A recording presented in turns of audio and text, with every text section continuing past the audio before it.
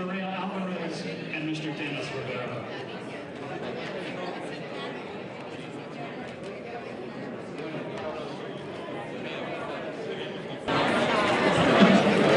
Ladies and gentlemen, good evening.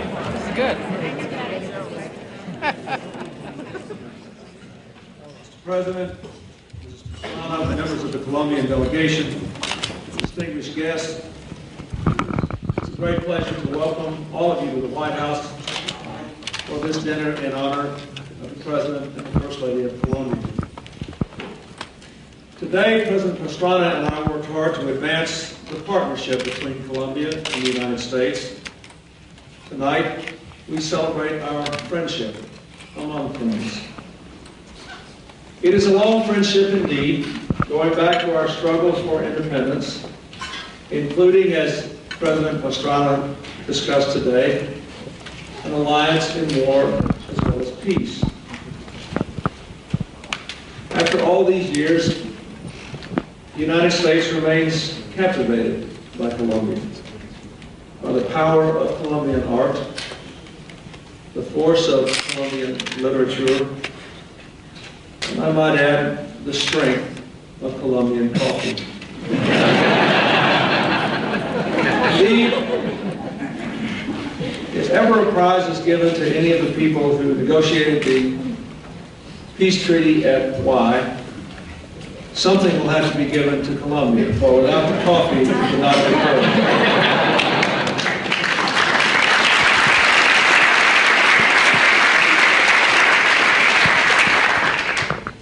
The United States is grateful for the many contributions Colombians make to our national life, to students, teachers, athletes, and every occupation between.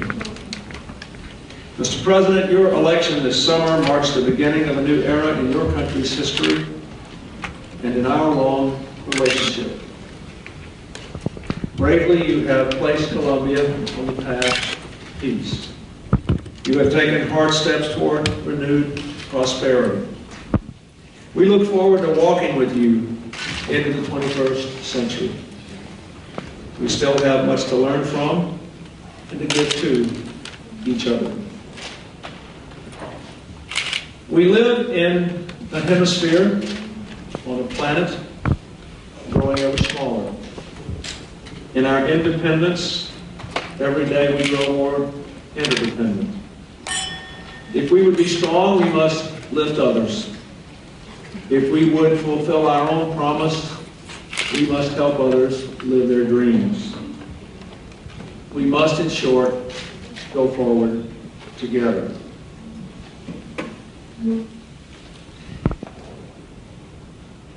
In the last phrase of what has famously become known in the United States as my favorite novel, 100 Years of Solitude, our guest and friend tonight, Gabriel Garcia Marquez, says, races condemned to 100 years of solitude did not have a second opportunity on earth. In the 21st century, let us move away from isolation, solitude, loneliness,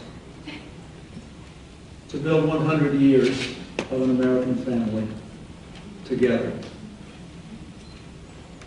Ladies and gentlemen, I ask you to join me in toast the President and First Lady of Colombia and to the people of this great land.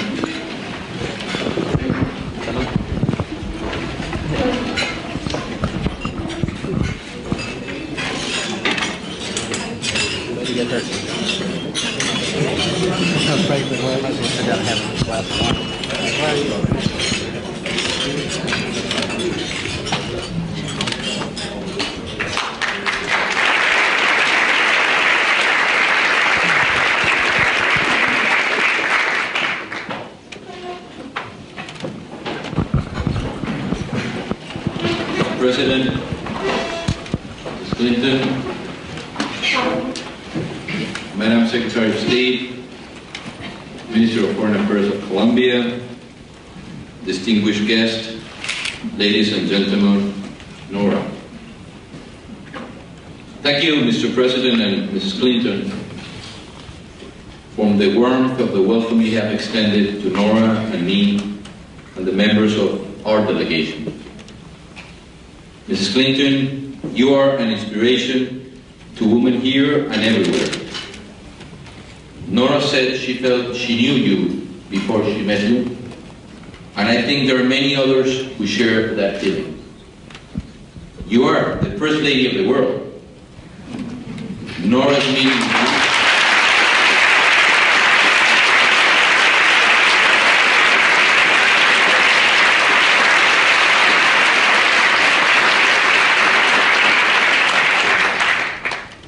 Nora's meeting with you have been as productive as my meeting with the President. She will return home more committed than ever to her own work to combat child abuse and bring health care to poor and rural Colombians. I know Nora will succeed as you have, because she too is a woman of great grace and great determination.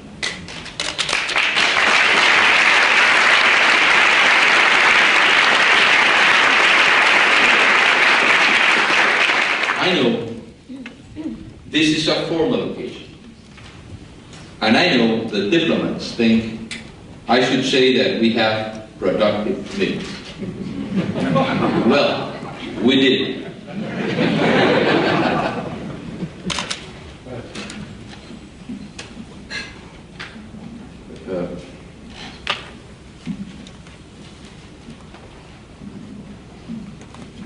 We did have productive meetings.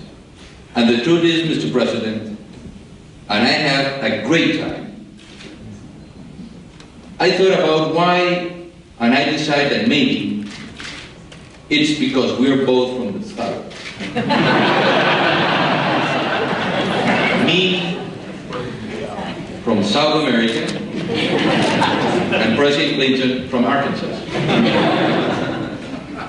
And of course, we were both elected president at the age of 44. Now, Mr. President, you have been in office for nearly 7 years. I have been president for less than 3 months. But in our discussions, on this trip and earlier, I find a common spirit and a common cause. I believe that even seemingly intractable problems can be solved by the strength and courage. I resolve to build a new global economy where the powerful are just and prosperity shared, where all can use open markets to advance together while none are left behind. Together, in our meetings here, we have made progress and we have reaffirmed our great goal, a hemisphere which is both drug-free and poverty-free. This is a critical time for Colombia, for the United States, and for the world economy. And I must tell you, Mr. President, that my country and others everywhere have the highest respect and the highest hopes for your leadership. We are fortunate that in you, the man matches the moment. At a global economic turning point, the world needs your nation.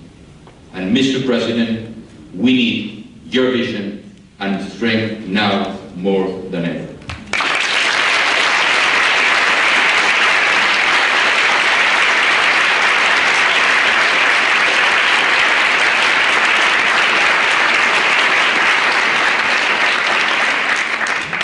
For us in Colombia, this moment in history is especially important.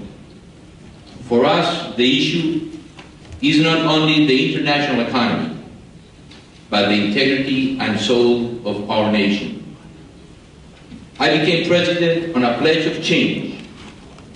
After nearly 40 years of armed internal strife, we are determined to make peace. After too many years of being devastated by drugs and the violence it brings, we are determined to win the war on drugs. After too many decades of economic want, we are determined to lift the standard of life for all our people. This is our new opportunity and our enduring challenge. As your predecessor, President Kennedy said on his memorable visit to Bogota in 1961, "A man is not really free if he doesn't have a roof over his head, or if he cannot educate his children, or if he cannot find work or security in old age." We are resolved to send the next generation of our young to school and not to war. Here with us tonight is my friend Gabriel García Márquez.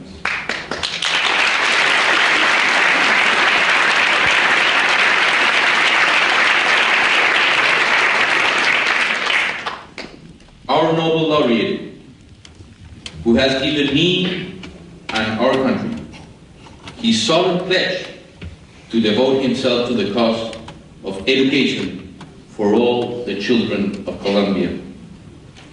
Also with us this evening is another friend, Fernando Botero, who has given so much throughout his art, not only to his hometown of Medellin and the violence-stricken province of Antioquia, but also to his country and to the world. In that spirit, I say to each of you here, let us stand side by side for peace and human rights, and against drugs, in a tireless pursuit of prosperity for our hemisphere, our nation, and all our people. Let us end all conflicts, close down the drug supply and the drug demand, open up trade and investment, teach our children and raise up the horizons of our future. And let me say, Mr. President, one other thing tonight, which echoes one of my most vivid memories as a young boy in 1962, and which will be the world's wish tomorrow morning. Godspeed, John Lennon.